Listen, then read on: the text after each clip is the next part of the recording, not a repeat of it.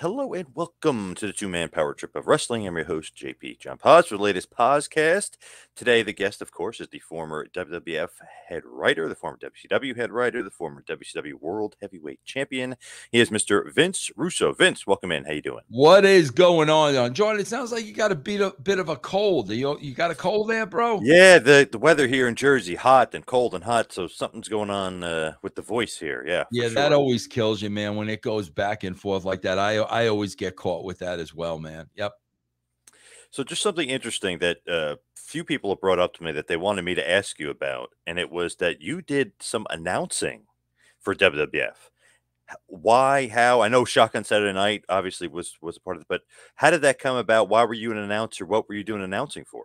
Because they, at that time, bro, the WWE was so hot at that time. Like, everybody wanted to be in business with us. I mean, everybody wanted to be in business with us. And there was a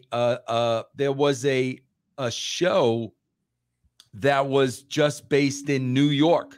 You only got it in New York. So, when I was doing the Vic Venom gimmick and all that stuff, just being a New Yorker, they thought that I would be good for that show. I knew nothing about commentating, play-by-play, like nothing at all.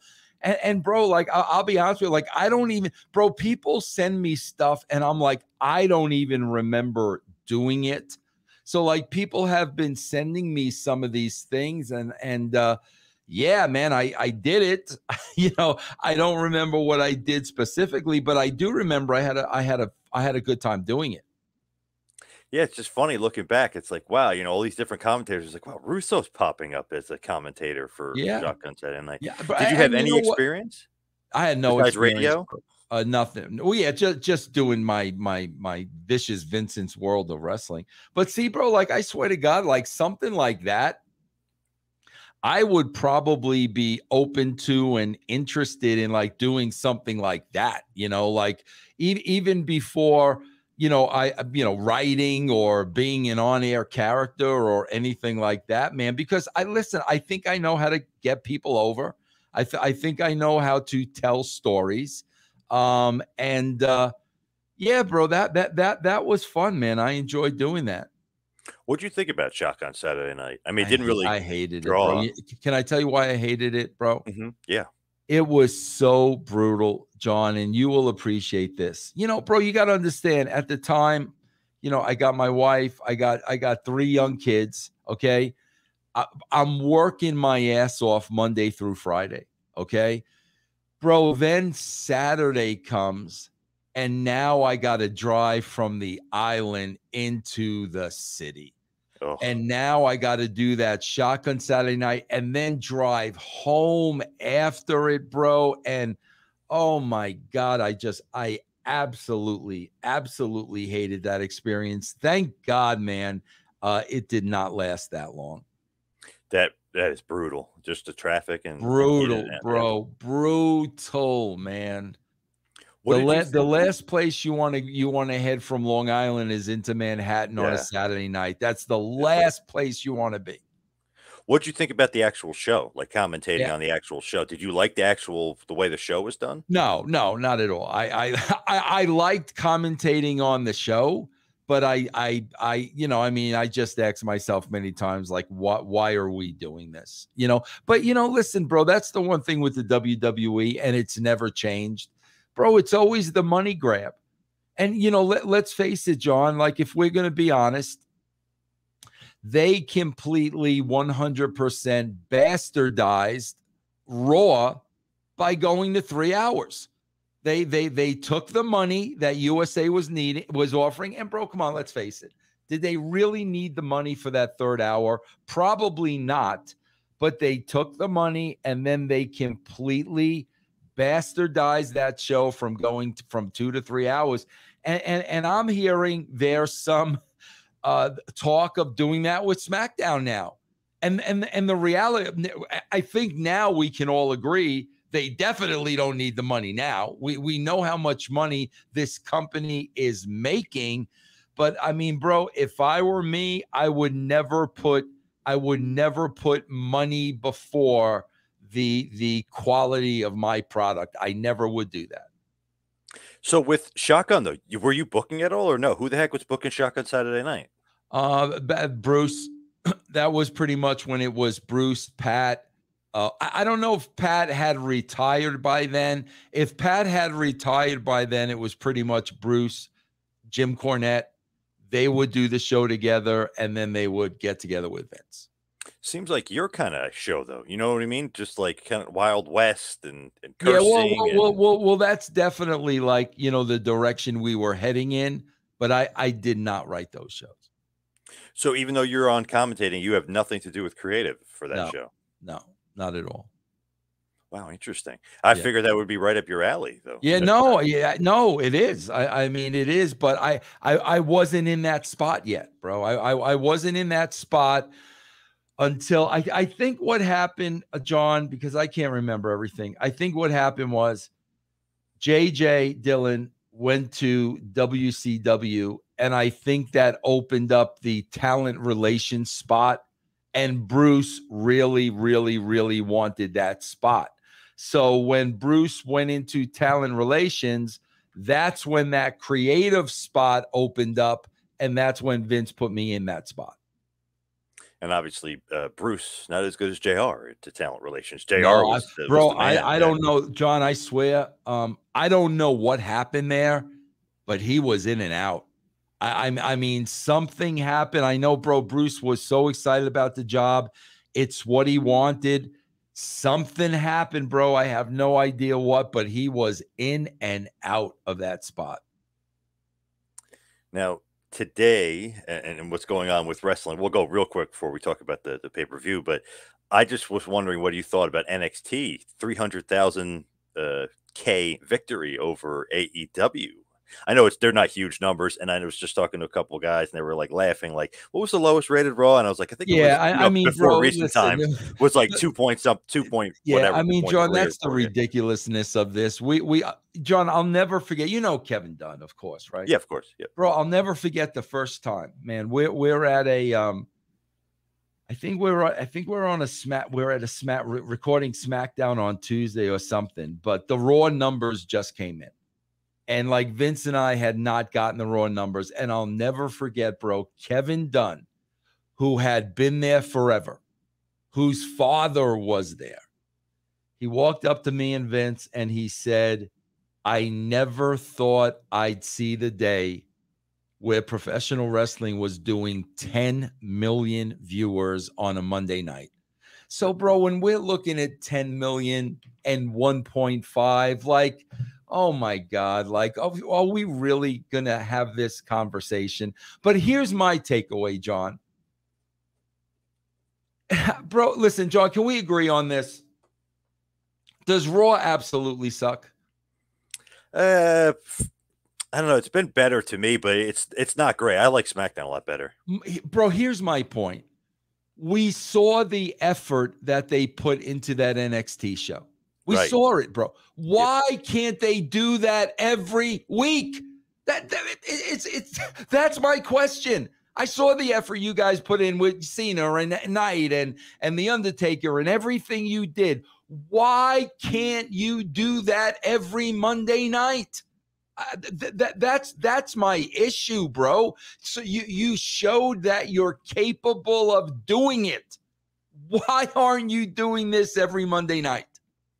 And is it laziness? Do they not want to do it? Do they want to kind of like waste some time before they It's a couple of things, John. They're making so much money, they don't need to do it. So it's the combination of, to me, laziness, and there's no need for urgency. And bro, let's face it, man, the audience that they have, they know that audience is going to watch anything. So it really doesn't matter. But like, the thing that mattered with me was, like, forget all that. Forget everything that I just said.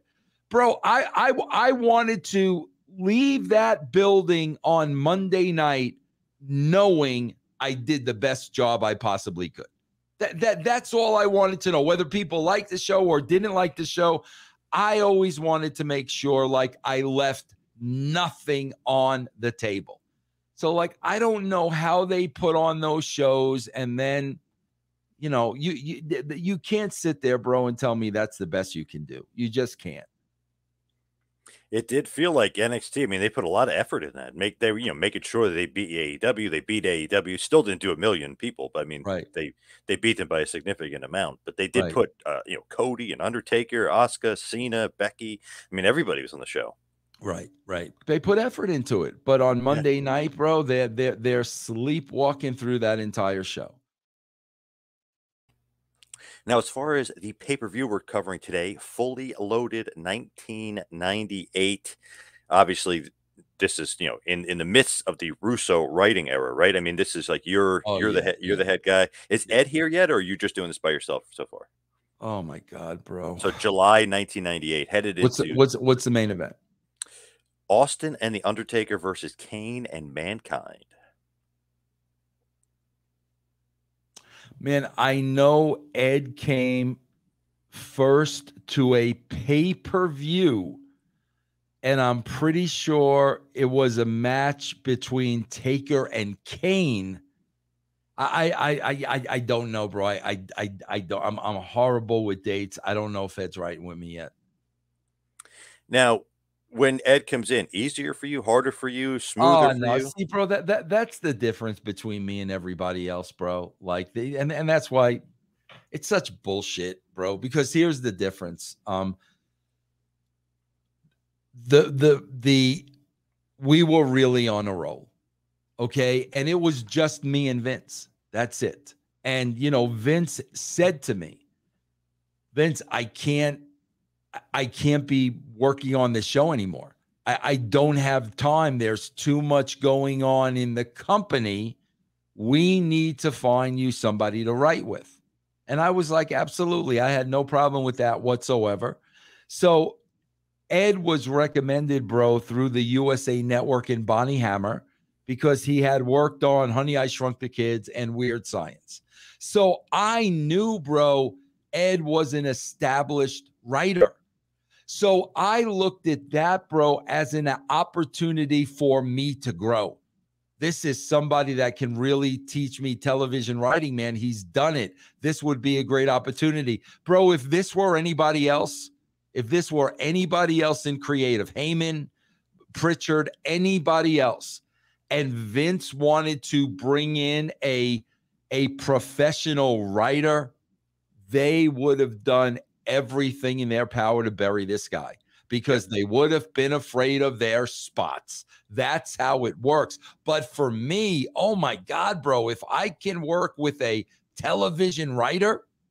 So Ed came to a pay-per-view. And I remember, bro, like I said, there was a match, I think, between Taker and Kane. And Ed suggested something to me that Kane do in that match, and it was freaking great. And I knew, like, right then and there, we need to bring this guy aboard. And the great thing about the chemistry, John, was like, I really am a big picture, blank page type of guy. Like, I will get you started by just machine gunning 100 ideas at you. Ed is the meticulous, dot the I's, cross the T's, make sure everything makes sense. So that's why I think the combination of the two of us, was so successful because we really complemented each other. But bro, if anybody else were in my spot, Ed Ferrara would have never in a million years ever been hired in that company. So you welcomed him in, obviously. Like you said, Absolutely. others would not have. Yeah. Absolutely not. I got to be honest. I took a few writing courses with Ed, or a few writing classes with Ed. Man, he's a great teacher. He knows It's great, like the ins bro. and outs of writing. I know people might Yes. not believe that, and obviously he's a teacher or was a teacher at Full Sail University at Yes. writing, and Yes. so I mean And he and knows his stuff. who wouldn't want to learn from a guy like that? Like I said, bro, I knew I was going to learn television writing, and Ed taught me television. Vince didn't know television writing. Bro, those guys formatted a show. Okay, this is the first match, then we're going to go to an interview. Then they're not TV writers. but I knew I could get that from Ed, and he was a great freaking teacher, bro.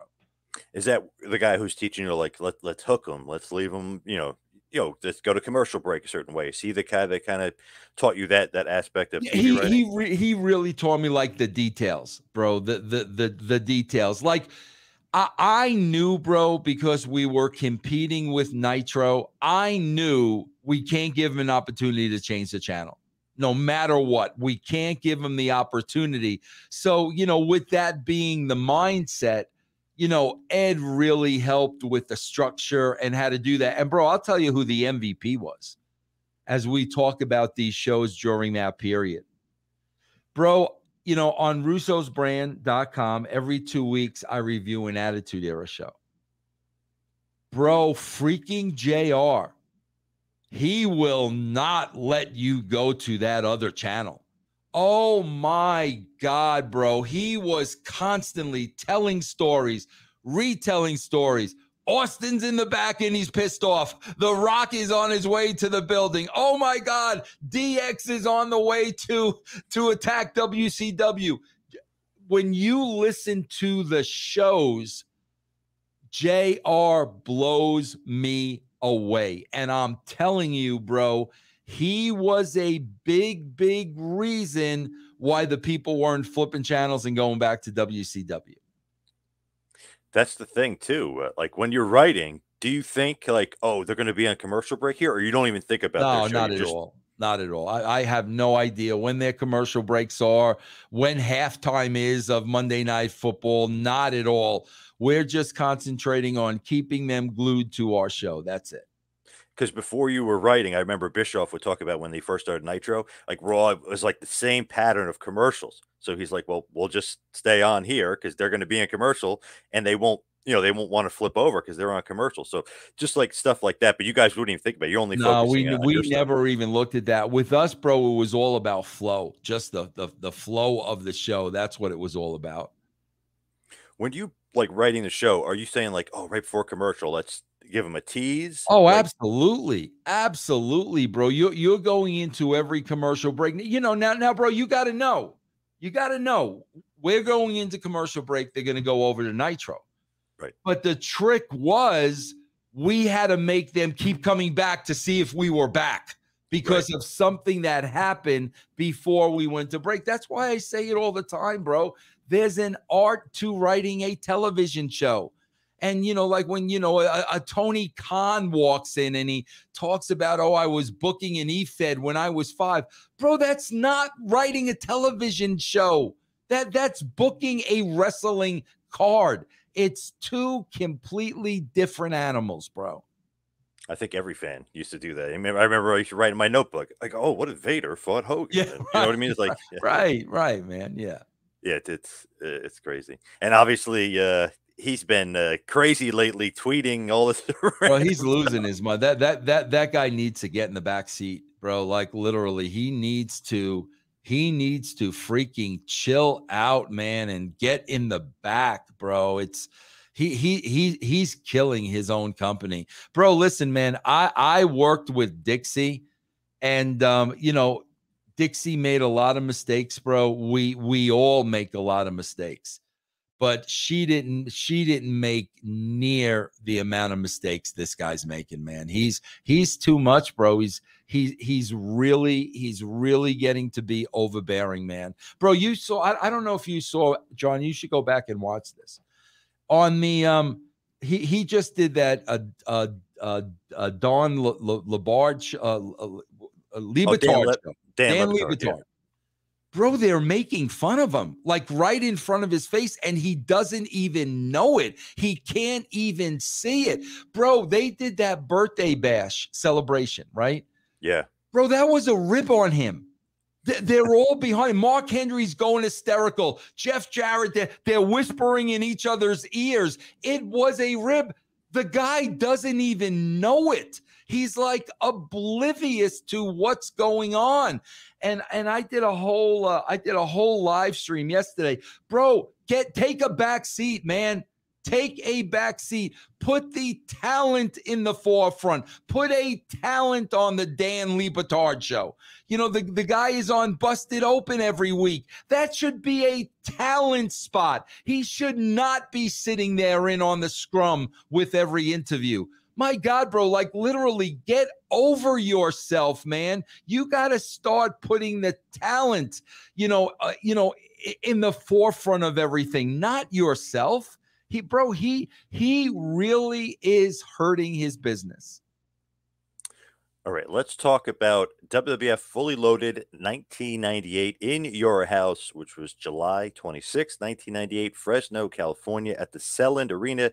The attendance 9,855. The pay-per-view buy rate 305,000. Going head-to-head with Bash at the Beach, 1998, which did 600,000. So 900,000 people ordering pay-per-views that month. So a pretty insane number there. Yeah, compared to 1.5 watching it for free. Yeah, exactly. It's nuts to think about 1998 and how much money you guys were rolling in there. But the interesting part is, okay, so the tease, like we mentioned, the main event is Austin Undertaker versus Kane and Mankind. Kane and Mankind beat the Outlaws for the tag title, so now the match is for the tag team championship. Vince is teasing with his crew, with the Stooges, that Undertaker and Austin can't be on the same page. Undertaker might not even show up. But hey, if he doesn't show up, guess who you have as a tag team partner, Austin? The Brooklyn Brawler. So that's great. That's tremendous. For some reason, I can remember that like 25 years later, just hit the way he says it too. It's so funny. It's like, wait a second, the Brooklyn Brawler, like what? That's going to be his tag partner? What? That is great. That's great, man. Yeah. Do you remember like why that was just like to pop the boys, or just to make a laugh, or just to make it seem like Austin was screwed? Both, bro. Both. Did Brawler ever think like, oh, I'm in the main event? Not at all, bro. That's great, man. That's funny. That's one of those things at that point, like in '98, Vince was like on fire. Remember at Survivor Series with Dwayne Gill, he pumped it up like it was somebody great. The guy left me for WCW at one point, like, and he's like Dwayne Gill, and everyone's like Dwayne Gill, like I don't know, just a funny little comedy. Bro, I swear, one thing I really enjoy, John, about watching these Attitude Era shows. The thing I really enjoy is, bro, Vince is having a blast. He is having such a good time doing this, and that really puts a smile on my face. He was so into the moment, like of everything he was doing, bro. And then there were those special times. John, when him and Austin would always try to pop each other. Right. Like I just finished watching one scene where Austin's in the ring. It's at the end of the show, and Vince is dancing to Dude Loves Music. Yes. Austin cannot keep a straight face. Yep. And Austin's thing was, bro, he always, when he would be cutting these promos on Vince, he would always call Vince like Hot Shot. Hot Shot. He popped himself by, hey, what are you doing over there, Hot Shot? Like he would pop himself. But bro, when you look at those shows and they would constantly be trying to pop each other, that told me that, man, these guys were having such a good time, and that's what really makes me happy. You know what I mean? That stupid Dude Love dance where he does that thing where he goes like this or whatever with his legs. Yeah, oh my God, it's great, bro. They cut to Austin. It's like a little smile on his face. Obviously not supposed to be smiling because Dude Love and Vince just screwed him over. But it's so great. Yeah, that was good. So the first match here is going to be Val Venus versus Jeff Jarrett with Tennessee Lee and Southern Justice. Southern Justice sent to the back, so it's going to be a fair fight here. Val Venus gets the victory over Jeff Jarrett, 7 minutes, 45 seconds. Kind of a little bit of a, not screwy finish, but Jarrett hits the ref. Val Venus rolls him up and covers him. So kind of kept Jarrett strong in the loss here. Yeah. You know, bro, a couple of things. Like I get so... I get so upset, bro. And you guys are seeing my work, okay? Southern Justice is getting sent to the back, okay? Did you watch Raw this week? Yeah. Okay, so we got Drew McIntyre against J.D. McDonough. Yep. Why is Dominic allowed to stay ringside, bro? Like these are the issues that I have. Like, okay, and like, first of all, the referees letting him stay ringside. It's not his match. He has no business being ringside. I guess Drew McIntyre has no problem with him being ringside. But when I watch these Attitude Era shows, bro, we sent people to the back. Slaughter would come out and send people to the back. Now, bro, they're allowed out there. Nobody says something. They interfere in the match. They're allowed out there the next week. Bro, I swear to God, there was a string of like 8 shows in a row where Rhea Ripley was interfering on the outside. And I'm just like, at what point does the referee not allow her out here? So, yeah, bro, they're sent to the back. So it's a one-on-one. And, bro, this is a good, safe finish because Val Venus is a babyface, but he really is a piece of shit. You know what I'm saying? I mean, he's only a babyface, bro, because the fans are cheering for him. He really is a slutty, grimy, dirty porn star. So for him to take a win like this, bro, that makes all the sense in the world. Did you like the Val Venus character? And did you create that character? Oh, yeah, bro, because, bro, like, JR had told me, Vince, we got this kid, Sean Morley, and he's ready. So when JR told me that, bro, now I had to get together with the talent. And I had to really figure out what the character is going to be. So, bro, when I started hanging with Sean a little bit, bro, when it came to politics, this guy was brilliant. And I'm listening to him talk, and I'm like, bro, I am not on his level intellectually, and I will never be able to write a political character for this guy because it's just not in my wheelhouse. I'm not going to be able to do it. But I remember, bro, just looking at him, and I'm like, my God, bro, at the end of the day, this guy looks like a sleazy porn star. So I went into Vince first, and I said, Vince, I got to tell you, I've been spending a lot of time with Sean Morley. Bro, this is all I'm seeing. This guy is, and I had the name Val Venus and the whole thing right then and there, bro.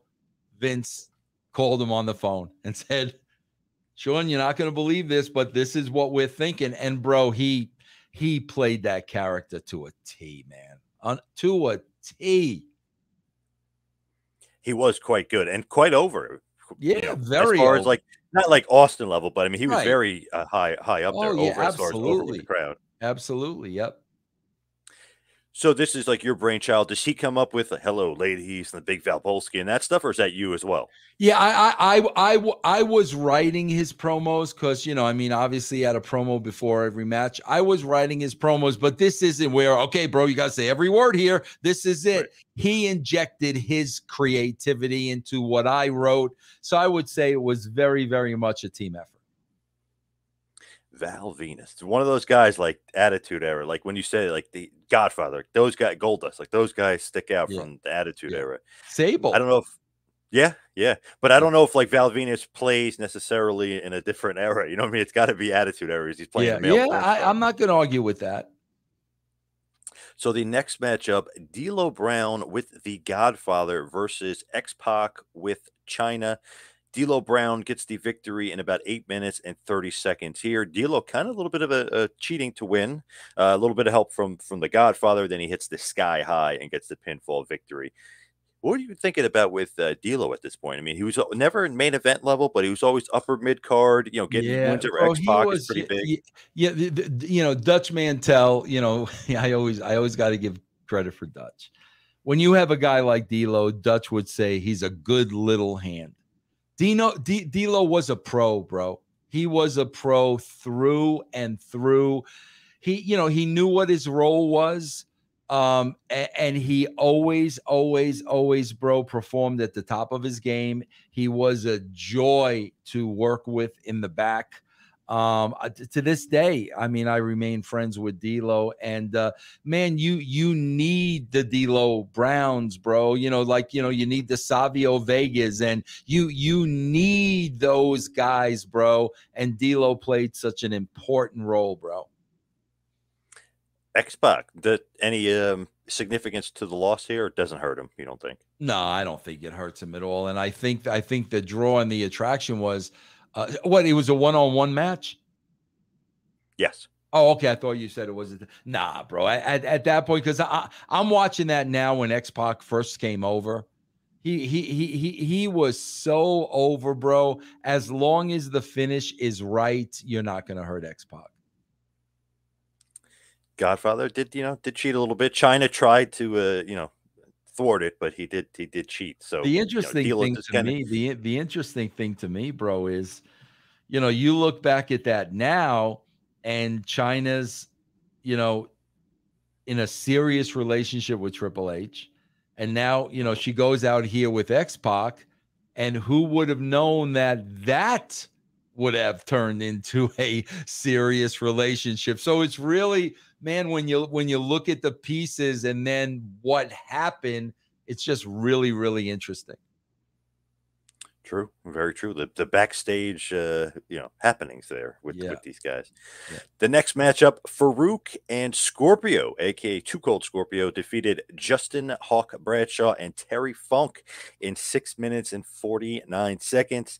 Just, I don't know, nothing really here. It almost felt like all four of these guys didn't have much going on Yeah, here. this is definitely filler, bro. This is just definitely a filler match, but it's a filler match with guys that are going to have a great match. These four individuals. Look at the guys you just named. These four individuals are going to have a good match. Scorpio gets the win over Funk. Any sort of push in line for Scorpio? Any thought of that or no? I don't think so, bro. When we talk about a lot of these guys today, John, bro, they would be at the top of the card today. Like Scorpio was a star, like D'Lo was a star, but the problem was, look who was in front of them. I mean, my God, bro, you had Taker, you had Kane, you had Rock, you had Austin, you had Mick, you had Triple H with DX. Like there were so much on that A level that, these guys were going to have a ceiling. Bro, today these guys would be main eventing. After the match, Bradshaw beats up Funk because Funk took the loss, and even hits Farouk and Scorpio for good measure. So I guess at least he gets a little bit of his heat back. I guess, is that the thought here, just to keep Bradshaw strong at least? Yeah, I mean, I would think so. And bro, they were always very, very, very high on Bradshaw because he was kind of like in with the right people. Like the right people liked him. So they were always looking out for him. And look, you can go all the way up to 2023. They still look out for the guy today. This next match, I hated it at the time, hate reading as well. But Mark Henry defeats Vader in a singles match in 5 minutes. Kind of just squashing Vader here and kind of writing him off against a very green, not very good at this point, Mark Henry. What's going on here? Again, bro, when it's something like this, I was listening to something the other day. I don't know if it was JR. I don't know who it was, but it was somebody in management during that time, and they were talking about Vader being out of shape. So this is probably what that was all about, bro. It was probably all about, listen, here's the great thing about JR.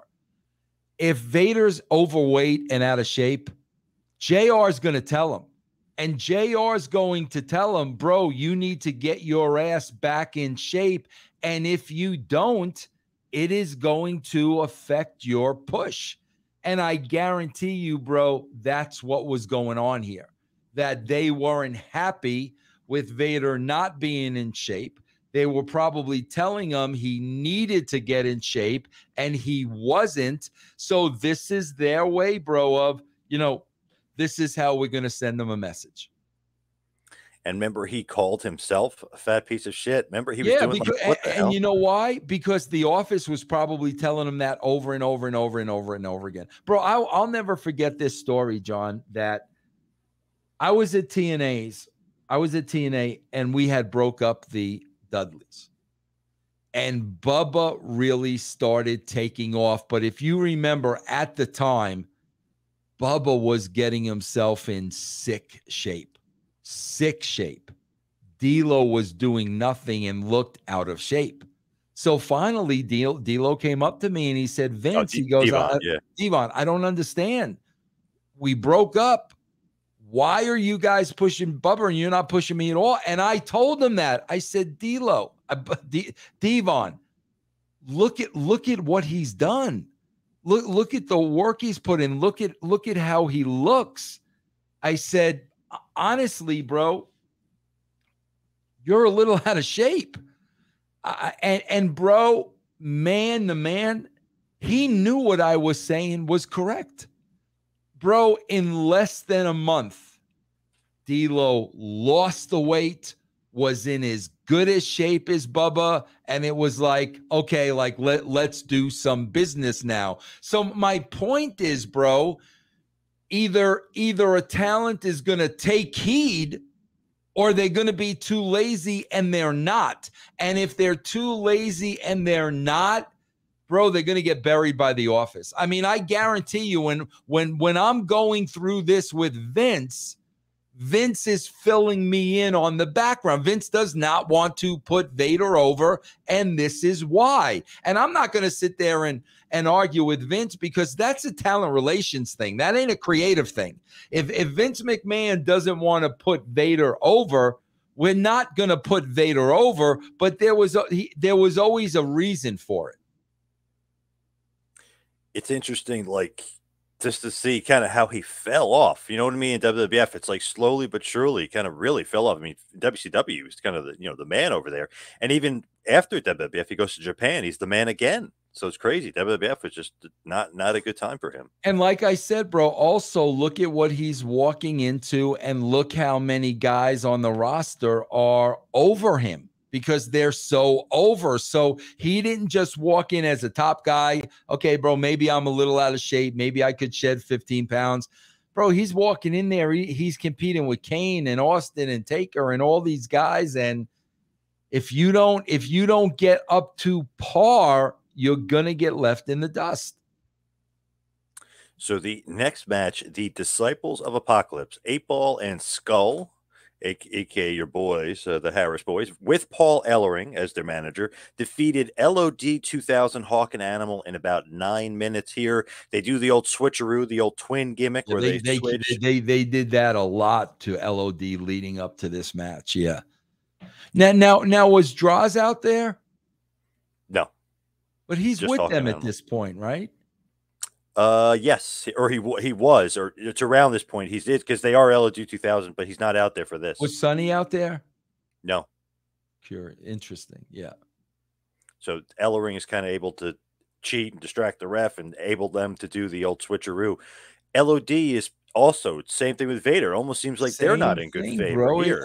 And bro, I'm telling you, this is Hawk having substance problems. Not Joe. It wasn't Joe. This was Hawk. So whether, bro, he's missing dates, whether he's sluggish during a house show match, this is all stuff that's getting back to the office. And bro, Vince is not going to reward these people.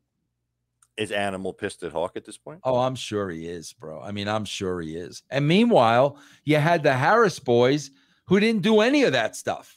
I mean, those guys were really straight-laced guys. Vince liked them because they're two big, tough guys. So, bro, there's so much in wrestling, bro, like that people don't understand where it's sending a message. We're sending them a message. We're sending them a message. We're going to see how they react to that message.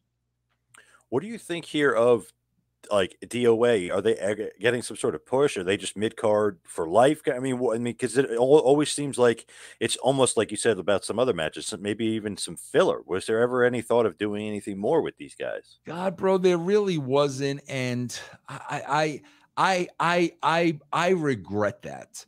I would have, bro. I just talked to Ron yesterday. I love these guys, bro, and I wish I would have had an opportunity to develop them more. With they had separate personalities. You know what I'm saying, bro? And we could really get into that. But again, bro, it just came down to there were just so many guys over. Like it was just difficult. I could have done so much more with those guys, bro. And I tried to do some stuff with them later on. At what were they called? At what Creative was Control, Creative WCW, Control. Pat Terrell. Even at TNA, bro. Even at TNA, I did try to do stuff with them later, but I dropped the ball on that. I think I could have done so much more with those guys. Do you like that gimmick, Disciples of Apocalypse, the biker gimmick? Not really. I mean, that wasn't my gimmick. They had that when I took over. I wasn't crazy about that gimmick, bro, but I could have done more with them. LOD 2000, was that your idea, the name? Yeah. Why? Why Just LOD 2000? because, bro, they were floundering. They were. This was not this, like you said about Vader. This was not the old LOD, and a lot of it had to do with Hawk, and they were really, really starting to lose favor. So I would probably admit that this was a last-ditch attempt on my part to let's try to, revive them. And let's, Sonny was so hot. Everybody wanted, let's try to give them a new look and a new feel. But I really do believe, bro, at the end of the day, John, I'll never forget this as long as I live. Bro, when it's a talent relation issue, I don't get involved.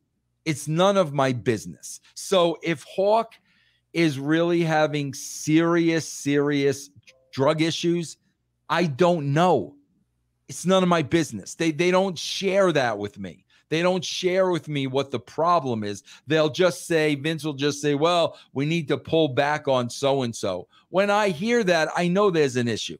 And I don't ask Vince what it is because it's none of my business. So, bro, I go ahead and I'm booking on television.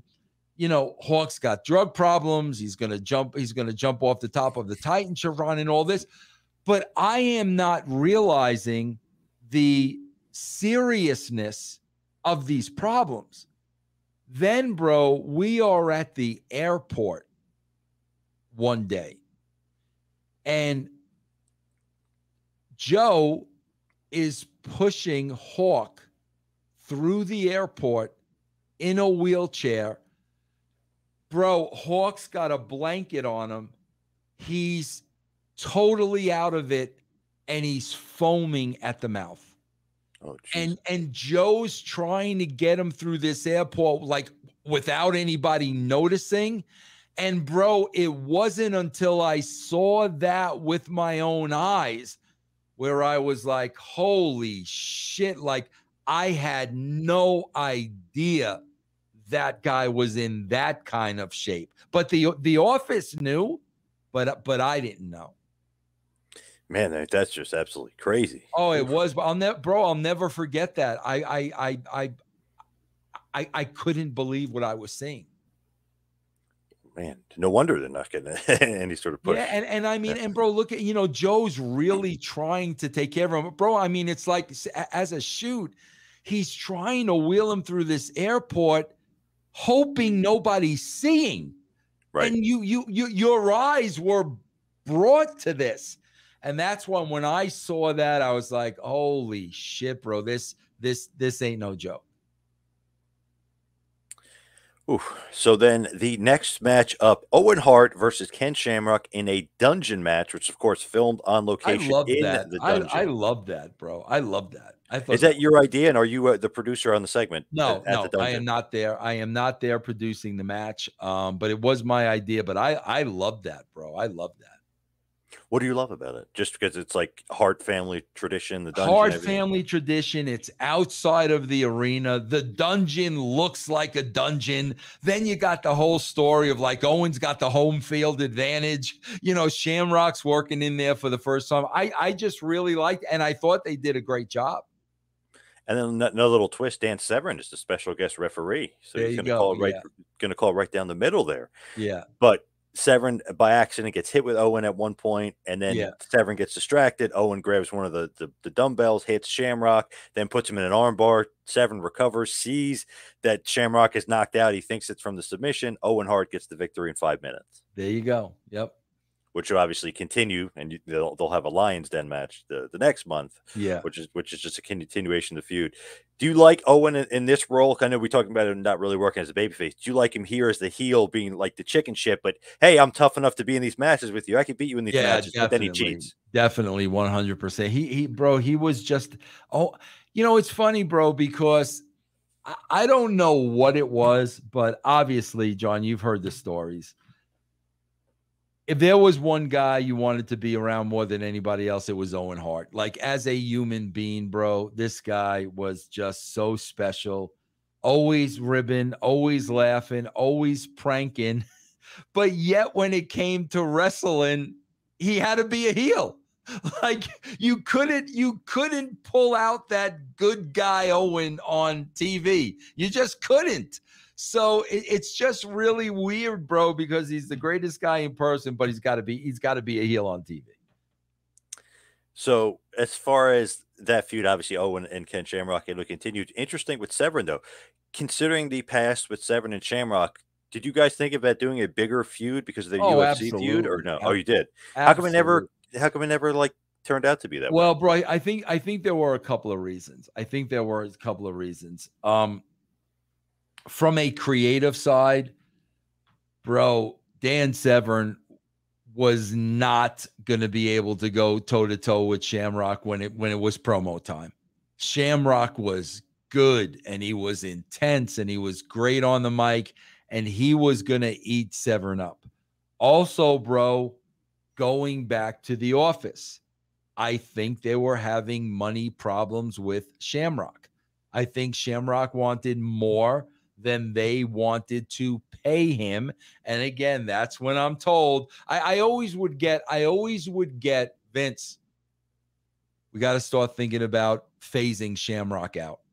Mm. And that's when I knew, okay, bro, Vince is having some kind of a problem with this talent, and Vince knows he isn't going to be around. Now, he doesn't want to cut him off immediately because he doesn't want to hurt the product, but that's when he would say, we need to start thinking about going forward without Ken. And that's when I would know in Vince's mind, he's already made up his mind. So now we just got to figure out how to ease him out. And you're moving forward with somebody else. Absolutely, bro. Yes. So the next match is a 2 out of 3 falls match for the WWF Intercontinental Championship. The Rock, who is the current champion, versus Triple H, who's out there with China. This match ends in a 1-1 tie. The Rock gets the first pin, then Triple H gets the second, and then it goes to a 30-minute time limit draw. So basically, The Rock versus Triple H just ends in a draw, 1-1. And so nobody won that third fall. At the 30-minute mark, China is cheating. The Road Dogg and Billy Gunn are cheating. The Nation of Domination is cheating. I mean, there's so much going on in this match, but it is actually probably a match of the night. Actually, really good chemistry. That's between what I a was really going to good say, match. bro. Like I could tell, like not remembering the match at all. You just laying that out to me, I could tell this was probably a great match. It was good, yeah. Yeah, yeah. And bro, it's funny because the both of them are on the rise. And obviously, we don't want to hurt either one of them. Obviously, at this point, The Rock isn't The Rock. You know what I'm saying, bro? Isn't The Rock at a 10, but he's on his way up. Triple H is on his way up since Shawn left the company. Yep. So, you know, the idea is, bro, yeah, man, we want to keep both of these guys strong. So obviously, you will keep all of them strong, but continue the feud because they Yeah, will be feuding in, going forward, SummerSlam and beyond. So yeah, keep the feud going, but keep them both strong. And you wanted to keep the absolutely. title on the Rock. Yeah. Then we have Jacqueline versus Sable in a bikini contest. Interesting stuff here. The bikini contest between them is actually initially won, of course, Oh, is Jerry. this the handprints? Yes. So of course, Oh my Jerry God. Lawler is the master of ceremonies for this, and you know that he loves that. Sable wins, but then is disqualified because technically it's not a bikini top. It is, their handprints. So Jacqueline ends up defeating Sable here in the bikini contest by disqualification. What a swerve, bro. The swerve. John, I got to tell you this. There is no doubt. First of all, me and Mark were very, very tight. Very, very tight. But, bro, there is no question. I was smitten with Sable. And, bro, there were times where I had a hard time even looking her in the eye because I think she was one of the most beautiful women I had ever seen. And, bro, I'm not talking about body and no. I'm talking about this. She was a beautiful woman. And I think like Mark knew I was smitten with her because like, bro, when Mark got hurt and he was off the road and he basically said to me, bro, I need you to watch over Sable. Yeah, like he basically told me that. So with Mark, like kind of known, I think Sable's beautiful. Bro, the day of, Mero finds me and he goes, Vince, I want to bring you to Sable's dressing room. I want you to see her bikini just to make sure it's okay for tonight. So, John, I'm expecting to see Sable in a thong. Okay, like, no problem. So, bro, it brings me back in the room. She's wearing a robe. Think about me in this spot. Okay, Vince, listen, Sable, show him your bikini. Let's make sure it's okay. Bro, she opens up that robe and it's the handprint. And bro, remember the old Ralph Cramden hum the hum the hum the hum Oh the hum the yeah. hum the, that Yeah, of was course. me. Like I couldn't say anything. Like I couldn't say anything. So the reality of that is, bro, we did not come up with that finish until we saw what Sable was going out there in. I thought Sable was going to be wearing a regular bikini. Right. But when she did this was the out to get, Jacqueline over, put a little bit more heat on Mark Mero. But I'll never forget, bro, Mark making her open that robe in front of him, in front of me for the first time. And I was like, oh my God. Yeah. So they came up with that on their own At to do that. 1,000%. 1,000%. Yes. I think you weren't the only one. I think everybody loved it, including Lawler, including me and all my friends. We all love Sable. Yeah. That was insane. That was insane. Jacqueline gets the win on a technicality. Bro, there. listen, Yeah. let's be honest. Jacqueline's body was not so bad either, bro. Right. Yeah. She was in great shape. Yeah. Jacqueline was built like a freaking brick shithouse, bro. Like she was a solid, beautiful woman in her own right, man. Yep. For sure. So now we have the main event of the evening: Stone Cold Steve Austin and The Undertaker defeating Kane and Mankind, who had Paul Bearer in their corner, for the WWF Tag Team Championship. The match goes 18 minutes. Pretty good match here. It's just interesting that the whole dynamic of it. It's like, wow, the tag titles are on the line. Like, that's interesting. The main event guy, Austin, the other main event guy, The Undertaker, who are going to be kind of, feuding and heading towards the highway to hell. They're going to win the tag titles. Like, a lot of intrigue and a lot of top heavy star power going on here. Yeah. John, that's what it was always about for me. And I think that's a big, I think we're really missing that today. So when I'm booking a match like this, I know like the fan at home is saying, what are they going to do here? You know what I'm saying? Like, you can't call what's going to happen here.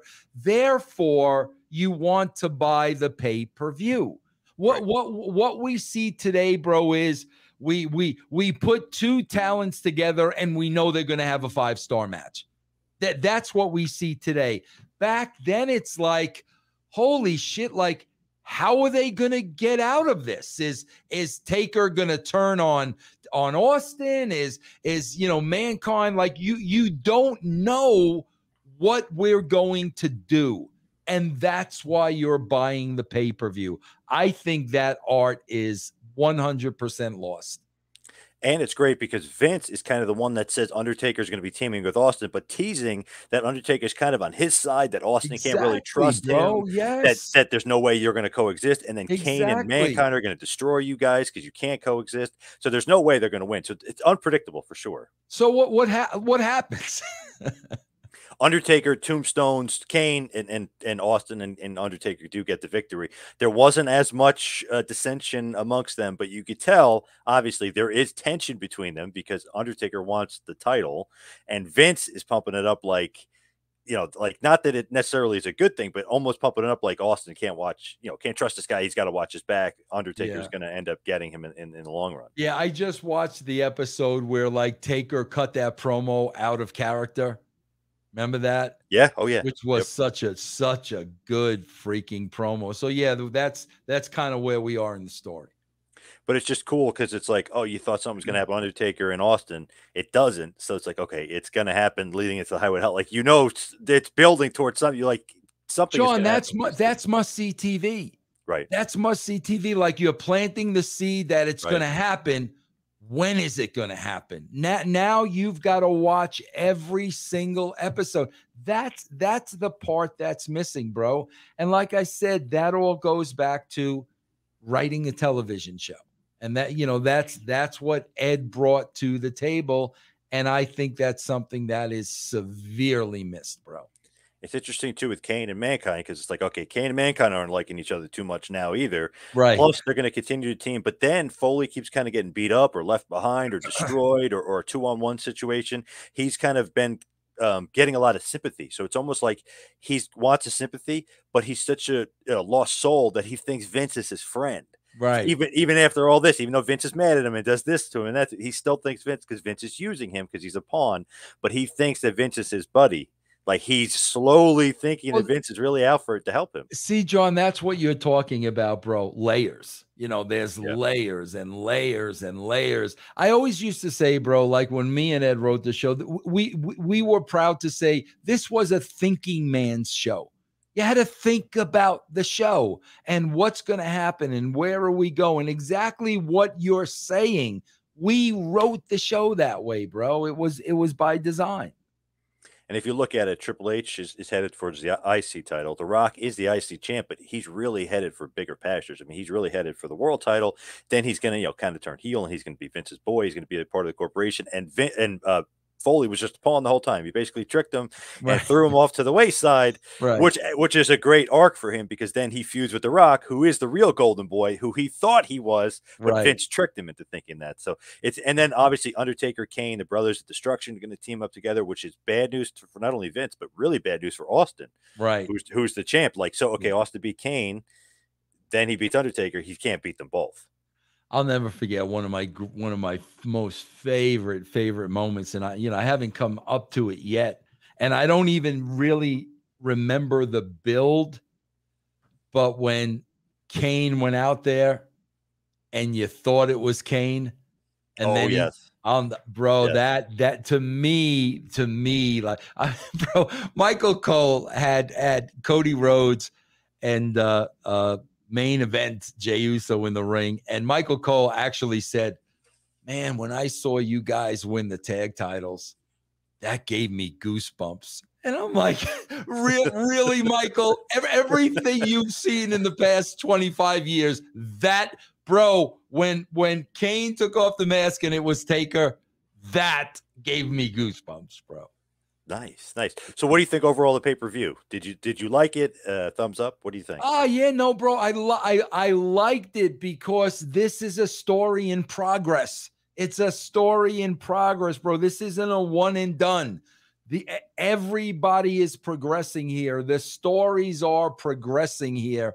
And to me, that's the most important thing, because you're hooking more and more and more people as you go along for the ride. All right, let's hit the plugs. You can follow me on Twitter and Instagram at 2-Man Power Trip. Vince, what do you got? Yeah, everybody, just go to russosbrand.com and it will send you to everywhere you need to go. That's it, everybody. russosbrand.com. All right. Thank you, everybody, for tuning in. We'll see you right back here next time for the next podcast. Have a good one, folks.